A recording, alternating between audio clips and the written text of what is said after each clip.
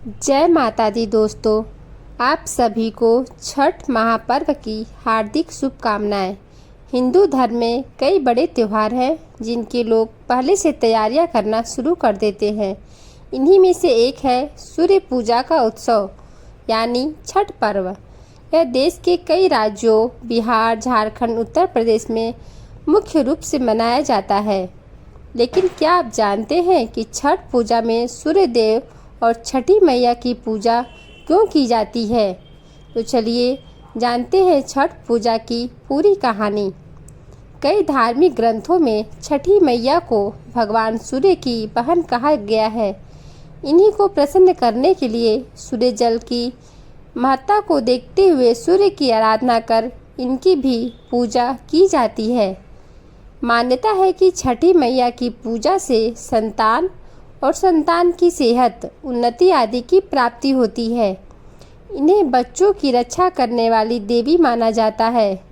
मार्कंडेय पुराण में इस बात का उल्लेख मिलता है कि सृष्टि की अधिष्ठात्री प्रकृति देवी ने अपने आप को 6 भागों में विभाजित किया है। इनके छठे अंश को सर्वश्रेष्ठ मातृ देवी के रूप में जाना जाता है, जो ब्रह्मा की मानस पुत्री हैं।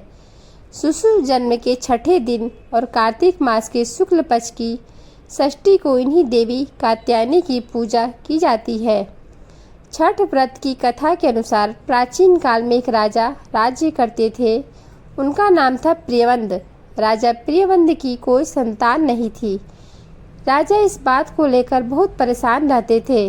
उन्होंने महर्षि कश्यप को अपना दुख बताया। इसके बाद महर्षि कश्यप ने संतान प्राप्ति के लिए पुत्रेष्टि यज्ञ कराया। यज्ञ में आहुति के लिए बनाई गई खीर राजा प्रियवंत की पत्नी मालिनी को खाने के लिए दी गई। इसके सेवन से रानी मालिनी ने एक पुत्र को जन्म दिया, लेकिन उनका पुत्र मृत पैदा हुआ था। राजा प्रियवंत मृत पुत्र के शव को लेकर शमशान गए और अपना प्राण भी त्यागने लगे। तभी ब्रह्मा जी की मानस पुत्री देवसेना प्रकट हुई और राजा प्रियवंत को अपना परिचय देते हुए कहा कि मैं सृष्टि की मूल प्रवृत्ति के छठे अंश से उत्पन्न हुई हूँ, इसलिए मेरा नाम षष्ठी भी है। तुम मेरी विधि विधान से पूजा करो और लोगों के बीच प्रचार प्रसार करो। इसके बाद राजा प्रियवंत ने पुत्र की कामना करते हुए कार्तिक मास के शुक्ल पक्ष की षष्ठी पर विधान से माता का व्रत किया। इसके बाद राजा संतानवान बने। इसके बाद से यह व्रत रखा जाने लगा। छठ की एक अन्य कहानी के अनुसार जब पांडव अपना राजपाट खो बैठे थे, तब द्रौपदी ने भगवान सूर्य देव की उपासना की थी और उनसे राजपाट वापस पाने की कामना की थी। द्रौपदी की भक्ति से खुश होकर सूर्य भगवान ने आशीर्वाद दिया और उसी के फल से पांडवों को उनका राजपाट वापस मिला। छठ में व्रती पहले दिन सुबह सुबह किसी पवित्र नदी, तालाब या घर में स्नान करते हैं। पानी में थोड़ा सा गंगा जल जरूर मिला ले। स्नान के बाद पूरे घर की विशेष रूप से रसोई की सफाई की जाती है। रसोई को शुद्ध और पवित्र रखा जाता है। इसके बाद व्रती पूरे मन और आत्मा से छठ पूजा के नियमों का पालन करने का संकल्प लेते हैं। नहाय खाए के दिन व्रती सिर्फ सादा सात्विक भोजन करते हैं। आमतौर पर चावल, चने की दाल और कद्दू की सब्जी बनाई जाती है। भोजन में लहसुन, प्याज या किसी भी तरह के मसालों का प्रयोग नहीं होता है।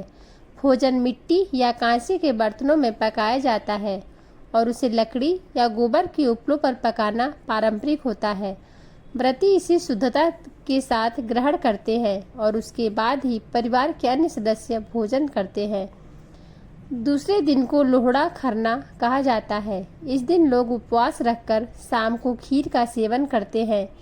खीर गन्ने के रस की बनी होती है। इसमें नमक या चीनी का प्रयोग नहीं होता है। तीसरे दिन छठ पर्व में उपवास रखकर डूबते हुए सूर्य को अर्घ्य दिया जाता है। साथ में विशेष प्रकार का पकवान, ठेकुआ और मौसमी फल चढ़ाया जाता है। अर्घ्य दूध और जल से दिया जाता है। चौथे दिन बिल्कुल उगते हुए सूर्य को अंतिम अर्घ्य दिया जाता है। इसके बाद कच्चे दूध और प्रसाद को खाकर व्रत का समापन किया जाता है। जय छठी माता की। अगर आपको हमारा यह वीडियो अच्छी लगी हो तो हमारे चैनल को लाइक करें और सब्सक्राइब करें। धन्यवाद।